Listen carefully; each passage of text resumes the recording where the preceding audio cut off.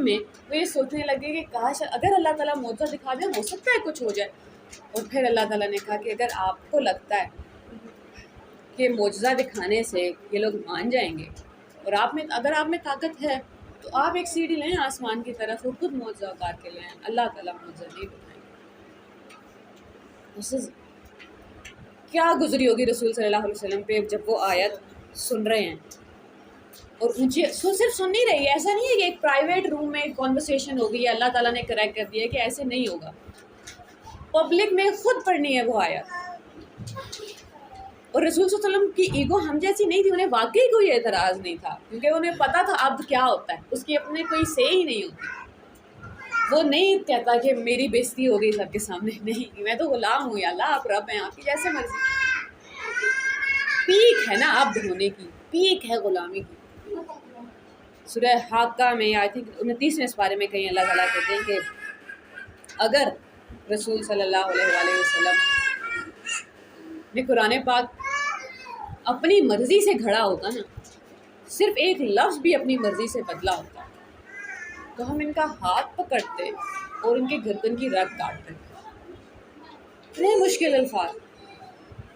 یہ والی آیتیں پڑھ کے پہلی بار اللہ تعالیٰ کا جلال بھی سمجھ آتا ہے اور رسول صلی اللہ علیہ وسلم کا عبد ہونا بھی سمجھ آتا ہے. شروع میں جب آپ بچے ہوتے ہیں اور دوسرا کلمہ پڑھ رہے ہوتے ہیں واشہد ان محمدن, اور میں گواہی دیتی ہوں کہ محمد صلی اللہ علیہ وسلم عبدہ و رسولہ, اللہ کے غلام اور اس کے رسول ہیں. غلامی کا تو پھر انتہا ہے. ہمیں غلامی سمجھ نہیں آئی ابھی تک. کل میں ایک کلاس میں تھی جہاں درس ہو رہا تھا. وہ سمجھانا یہ چاہ رہے تھے کہ غیر اللہ کا نظام آ گیا پوری دنیا کے اندر, ہمارے ملک کے اندر, ہمارے گھروں کے اندر, تو اس کو توڑنا ہے, اس کے لیے کام کریں, اللہ کے مددگار ہو جائیں, تھوڑا کام کرنے میں کام کرنا ہے. تو وہ ایک مثال دیتے میں نے لاسٹ میں 2 دفعہ ایک ہی مثال دے دی کہ ایسا ہی ہے جیسے آپ کا شوہر یا آپ کا بیٹا گھر پہ ایک دوسری عورت لے آئے, مطلب اس نے دوسری شادی کر لیا. اب جیسے آپ اس کے خلاف کھڑے ہو جائیں گے نا, بس آپ کو اسی طرح اس کو گھر سے نکالنا ہے. تو ایک بار میں نے سن لیا, 1 منٹ کے بعد دوبارہ وہی جملہ, اور پھر میں نے اپنا ہاتھ کھڑا کر لیا. وہ 1 منٹ بعد ہوا, ہاں جی آپ کو کیا کہنا ہے. میں نے کہا اگر ہم بات یہ کر رہے ہیں کہ قانون اللہ کا ہے تو پھر مجھے کچھ پسند ہے یا نہیں وہ سوال ہی پیدا نہیں ہوتا. ہم اللہ تعالیٰ عیسیٰ علیہ السلام کو اللہ تعالیٰ کا بیٹا اس لیے نہیں مانتے کیونکہ اللہ تعالیٰ نے کہہ دیا ہے کہ میرے بیٹے نہیں ہیں. سوال ہی پیدا نہیں ہوتا کہ میرے بیٹے ہو, کوئی بھی میرا بیٹا ہو, میری اولاد ہو نہیں سکتی, میں پاک ہوں اس سب سے, اس لیے, ورنہ اس لیے نہیں کہ خدا کا بیٹا کیسے ہو سکتا ہے, وہاں سوال نہیں اٹھاتے ہم. جب اللہ تعالیٰ نے اجازت دے دی مرد کو 4 شادیوں کی تو مجھے پسند ہے یا نہیں ہے, رب نے تو حکم دے دیا ہے نا. اور literally she actually quoted the same آیات پچھلی والی آیات سے کہ ہم ٹینشن ڈائیورٹ کر رہے ہیں, آپ ٹاپک سے نکل رہی ہیں. جو رائٹ ٹاپک سے تو نکل رہے ہیں, لیکن جب بات ہی سارے سیشن میں یہ ہو رہی ہے کہ اللہ کا حکم ماننا ہے تو اللہ کا حکم تو پھر ہر حال میں ماننا ہے. جیسے اکثر علماء حضرات نا کوٹ کر دیتے ہیں کہ عورت کے مکر سے تو اللہ ہی بچائے, یہ تو اللہ تعالیٰ نے بھی قرآن میں کہا ہے. اور پھر آپ بیٹھتے ہیں کیونکہ ایک عورت ہونے کی حیثیت سے آپ کی ایگو کو تو لگ جاتی ہے بات کہ اللہ ساری عورتیں تو نہیں ہوتی سازشی. پھر اس ٹائم اپنا آپ عبد بنانا ہوتا ہے, غلام بنانا ہوتا ہے کہ اللہ بس میں سمجھنا چاہ رہی ہوں. اگر آپ نے واقعی میں کہا ہے تو میں مان لوں گی. اگر آپ واقعی میں کہہ رہے ہیں کہ عورتوں کے مکر سے کوئی بچ نہیں سکتا تو میں مان لوں گی یا اللہ, بس میں سمجھنا چاہتی ہوں. اور پھر جب آگے آپ جا کے سمجھنے کی کوشش کرتے ہیں تو عزیز مصر کہہ رہا تھا کیونکہ اس کو اپنی بیوی کا جرم چھپانا تھا. اس نے اپنی بیوی کو یہ کہنے کے بجائے, جرم ثابت ہو گیا نا, ایک بچے نے گواہی دے دی ہے کہ یوسف علیہ السلام بے قصور ہیں. اب وہ یوسف علیہ السلام کو سزا دینے والا تھا. اب جب ان کی بے گناہی ثابت ہوگی تو بنتا یہ ہے کہ اپنی بیوی کو سزا دے. لیکن اس نے اپنی بیوی بچانی ہے تو اس نے ایک عورت کے اوپر سے الزام ہٹا کے سب پہ ڈال دیا کہ یہ عورتیں ہوتی ہیں ایسی ہیں, ان کو جانے دو, آگے بڑھ. بات سمجھ آ گئی. تو یہ عبد ہونا نا ہمیں ابھی تک سمجھ نہیں آیا. مسئلہ یہی ہے, ہم میں سے ہر ایک سیکشن نے اپنے حصے کا اسلام پکڑ لیا ہے اور جہاں بات پسند نہیں آتی وہیں مڑ جاتے ہیں. اور مجھے صرف اعتراض ان کے اس جملے پہ تھا کیونکہ انہوں نے بعد میں بات کنٹینیو ہی نہیں کی. انہوں نے کہا اجازت نہیں ہے, اس میں بہت کنڈیشنز ہیں. اجازت نہیں ہے, کنڈیشن سے کیسے ہو سکتا ہے؟ بات یہ اجازت ہے, ہاں آگے شرائط ہیں. انصاف نہیں کرو گے تو پھر قیامت والے دن آدھے دھڑ کے ساتھ اٹھو گے. الگ الگ گھر میں رکھنا ضروری ہے، انصاف کرنا ضروری ہے، محبت ضروری ہے، سب سے برابر سلوک ضروری ہے.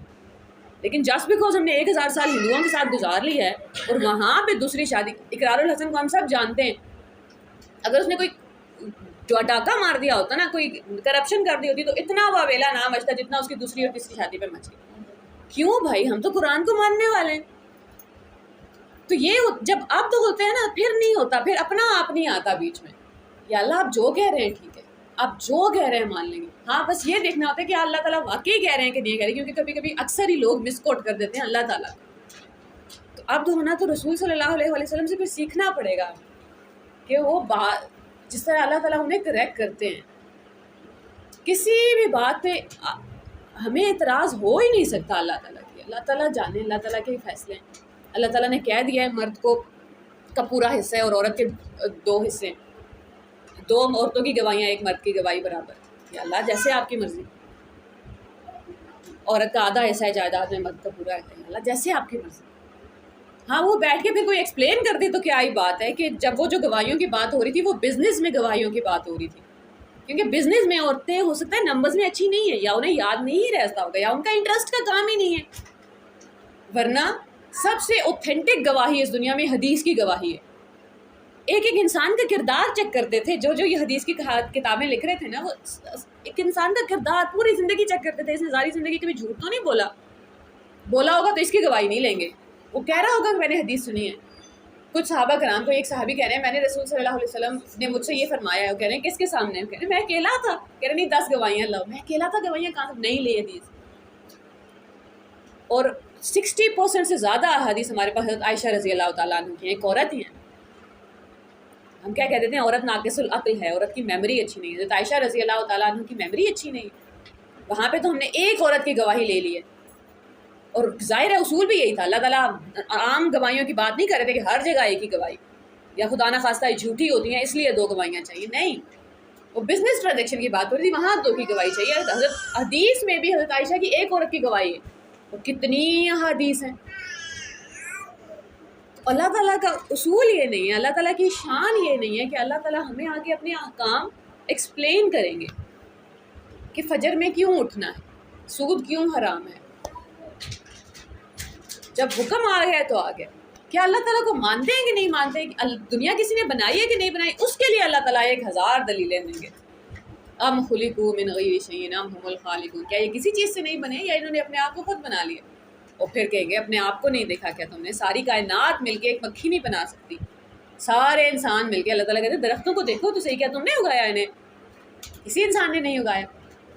تو بار بار اللہ کو ماننا ہے کہ نہیں ماننا، اس کے لیے ہر وجہ دیں گے اللہ تعالیٰ. جب مان لیا ہے، جب ایک وکیل کے ہاتھ میں جا کے اپنا کیس دے دیا ہے، پھر آپ جا کے اس کو روز سوال کریں گے نا، پھر وہ کہے گا نہیں تم ابھی مجھے مانتے نہیں ہو، یہ کیس واپس لو، دوبارہ ایمان پکا کر کے. ایک ڈاکٹر کے پاس ہم ٹرسٹ کرتے ہیں تو جاتے ہیں نا، اس نے لکھ دیا ایک پرسکرپشن، اس نے لکھ دیا ایک آپریشن، تو اس کو جا کے 4 دفعہ تو نہیں کہتے آر یو شیور یہ یہی ہے؟ اچھا مجھے بتا دیں کیوں کراؤں کڈنی کا آپریشن؟ وہ کہہ رہا ہے پتھری ہے. نہیں کیوں ہو گئی پتھری؟ میں آپ کو بھروسہ کیسے کروں؟ اللہ تعالیٰ کو تو بھروسہ ہی کرنا پڑے گا. اللہ تعالیٰ کی یہ شان، جب کہہ دیا اللہ تعالیٰ نے ساری کائنات بنائی ہے. 2 باتیں ہیں آج بھی میں دن کو سوچ رہی تھی، بچوں کو نا مجھے جان بوجھ کے کلاس میں یونیورس کی ویڈیوز لگا کے دکھانی پڑتی ہیں، گیلیکسی کی، پہاڑوں کی، دنیا کی. کیوں؟ تاکہ جب اگلی دفعہ ان کے دماغ میں اسلام کا نام آئے، ان کے دماغ میں سائنس ساتھ ہی آئے. اللہ تعالیٰ انٹیلیجنٹ ہیں، یہ بات ہم مانتے ہی نہیں ہیں. حالانکہ قرآن بار بار کہہ رہا تھا العلیم الحکیم، سب جاننے والا، سارے علموں والا. اس سارے علموں میں سارے کا سارا میتھ کا علم ہے، سارے کی ساری ڈاکٹری ہے، سارے کی ساری وکالت ہے، سارے کی سارا جوڈیشری سسٹم ہے. قانون بننا کیسے؟ جتنا کیمیکل ری ایکشنز ہو رہے ہیں، کیمسٹری جتنی ہے، جتنی فزکس ہے، جتنی انجینئرنگ چل رہی ہے ہر جگہ، ہمیں العلیم بول کے بھی کوئی کہہ رہا ہے کہ یا اللہ مجھے آپ کے اس فیصلے پہ اعتراض ہے، کیونکہ ہم نے ساری پکچر دیکھی نہیں نا.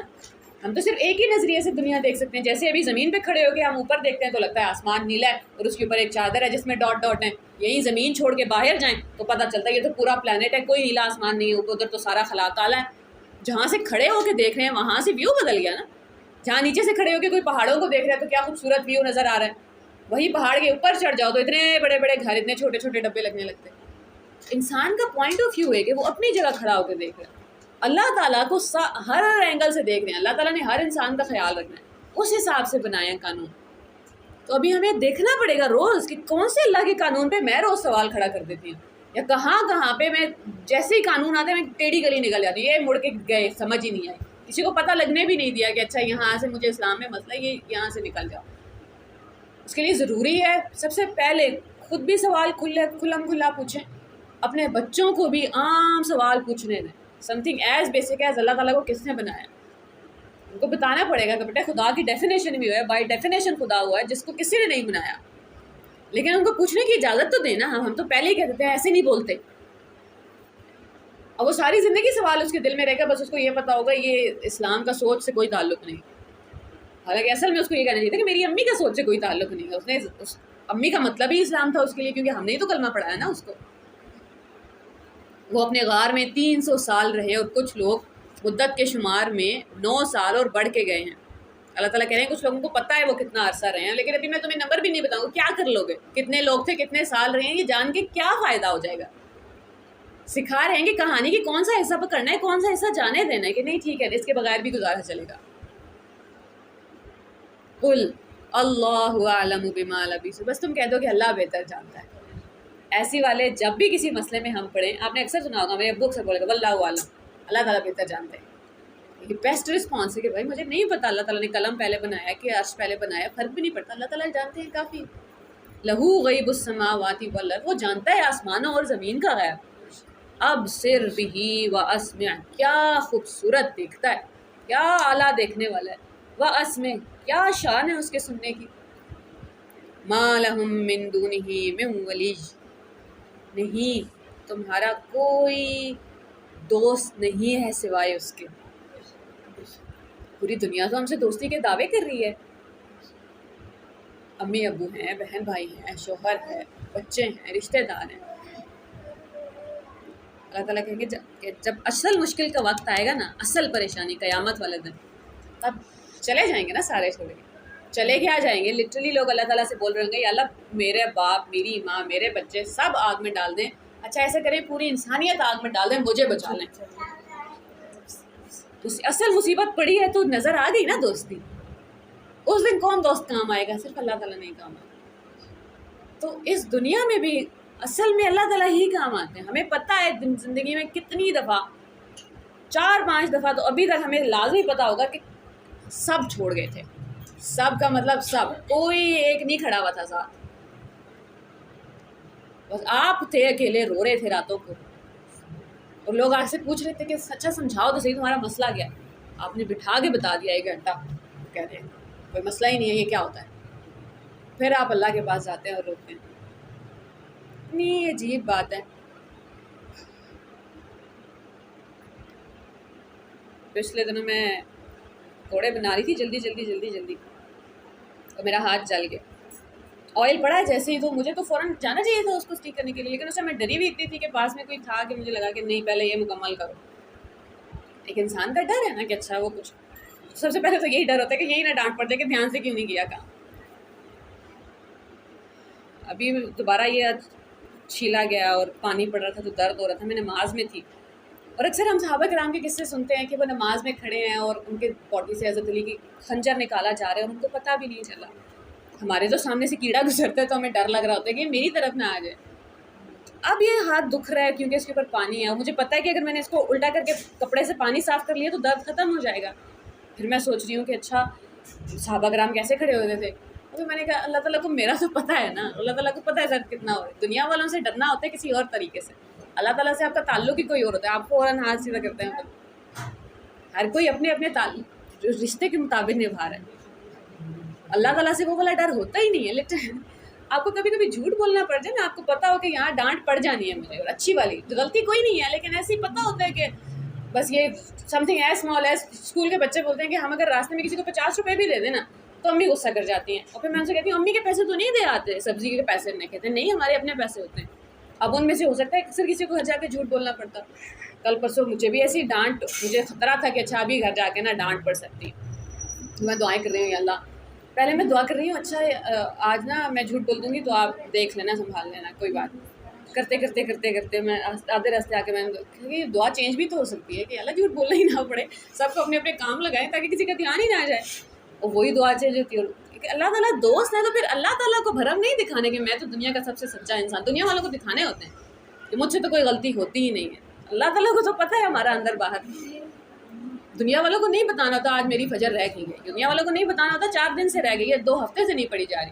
بس اللہ تعالیٰ کو پتہ ہے کہ تم جو 2 لوگوں میں بیٹھ کے بول دیتے ہو کہ میں 4 بجے اٹھتا ہوں, مجھے نہیں اچھا لگتا, کیوں بول دیتے ہو, پھر آپ بیٹھے رہتے ہیں کہ اچھا آپ معاف کرتے ہیں آئندہ نہیں کرتے. اللہ تعالیٰ کے ساتھ تو وہی ہے, اللہ تعالیٰ کو تو نہیں دکھانا ہوتا کہ اللہ یہ کیا ہو گیا. تو ایک بچہ مجھے کہانی سنا رہا تھا کہ کوئی انسان تھے جو ہمیشہ بڑے لمبے عرصے تو کوئی 10 سال ہو گئے انہوں نے جماعت کے ساتھ نماز نہیں چھوڑی, مطلب پہلی صف میں جماعت سے ہی نماز پڑھی.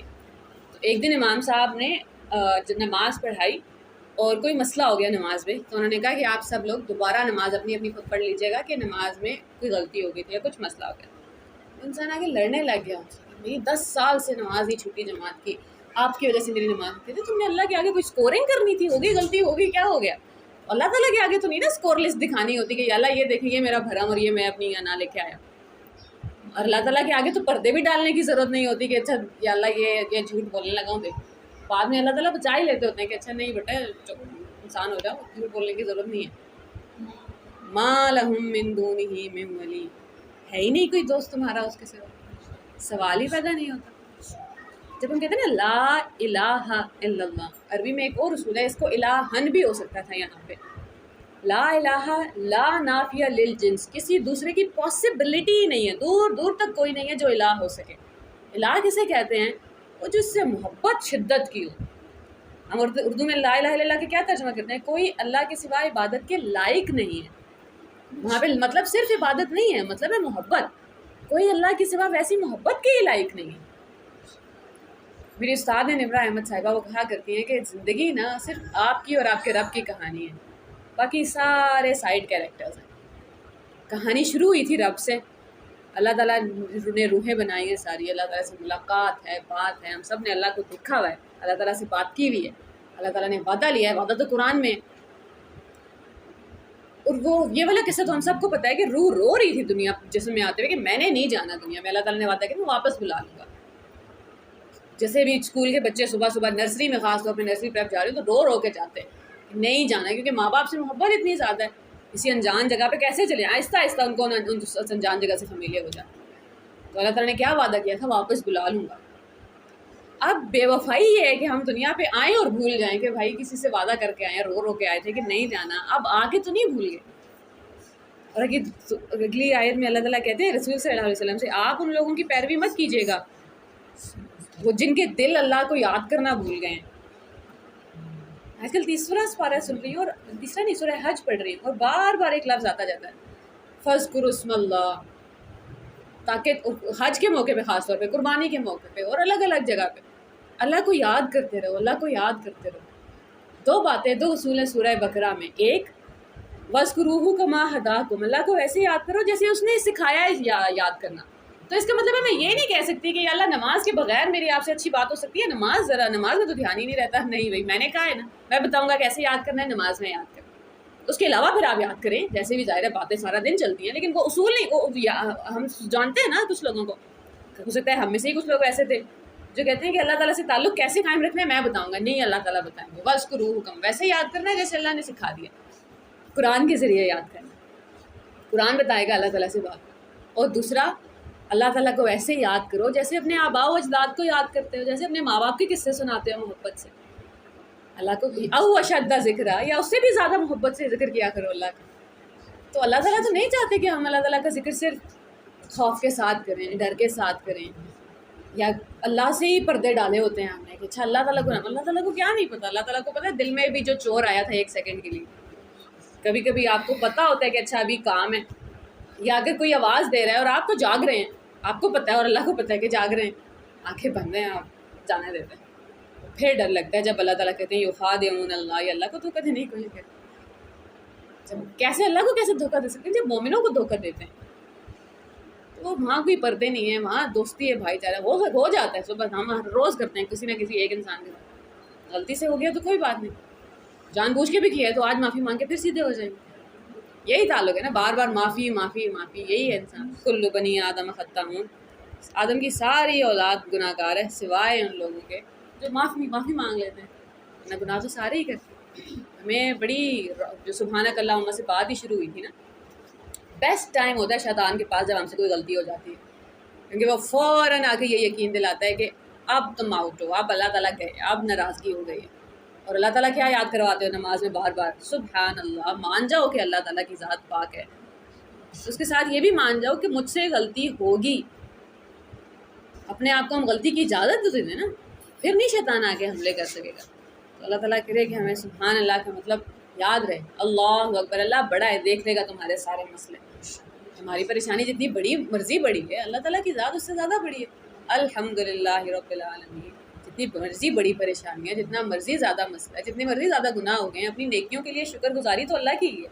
یا اللہ آج بھی کتنے سارے اچھے کام ہیں جو میں کر رہی ہوں، ایسا تو نہیں ہوا کہ سارا کا سارا دین، سارے کی ساری اچھائی ایک ساتھ چھوٹ گئی، ایسا تو نہیں ہوا کہ ہر طرف سے پریشانی آ گئی۔ کوئی نہ کوئی جگہ تو ہوتی ہے جہاں سے ٹھنڈی ہوا آ رہی ہوتی ہے، کوئی نہ کوئی تو دل کا سکون اللہ تعالیٰ نے ہر وقت ہی رکھا ہوتا ہے۔